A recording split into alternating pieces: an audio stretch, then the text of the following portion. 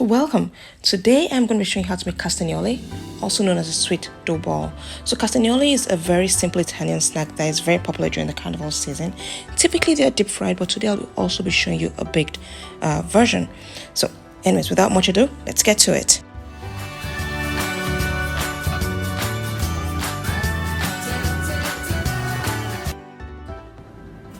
So we'll start off by combining the dry ingredients. You want to combine your baking powder and your flour, set that aside, and then take your ricotta cheese and add in 3 eggs.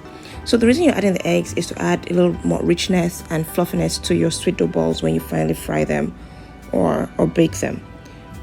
You'll find in some recipes that have just 1, but in this one I have about 3, and you'll see it makes it richer.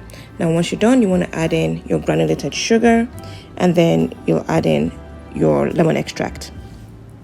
Put in the zest of 1 lemon, and then you're ready to whisk. Whisk that thoroughly until everything is well combined, and then add in your flour and baking powder mix. So you want to add in about 2/3 of the flour.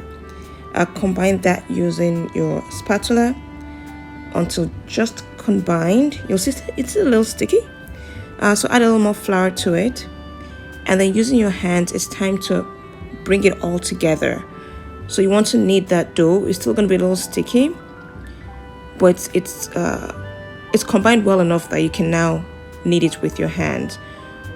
So knead gently until it all comes together. If you need a little more flour on your surface, make sure you put on a little more flour.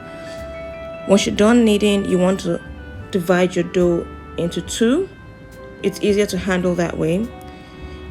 And then what you want to do is just roll out the dough until, it's just about 1/4 inch thick. So just roll that dough out when it is nice and even. And then you want to start cutting your dough balls into little chestnut-sized pieces. So you'll see what it looks like once I've made. So about that size. You can make it a little bigger, a little smaller, depends on you. Yep. So you want to do the same thing. Cut that into little pieces, and then you can roll them into balls if you choose to. Or you can just leave them looking a little squarish or rectangularish. For this video, I'm going to be baking half the recipe and frying the other half. When you're baking, you want to bake at 350 degrees Fahrenheit for about 20 to 25 minutes or until it's golden brown. To deep fry, your oil should be between 360 degrees Fahrenheit and 375 degrees Fahrenheit.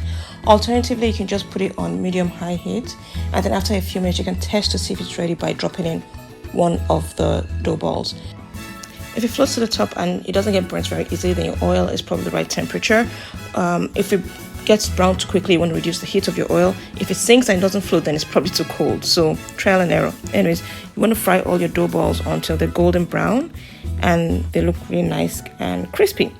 To serve, you can serve by itself, or you can choose to dust it with some powdered sugar or granulated sugar.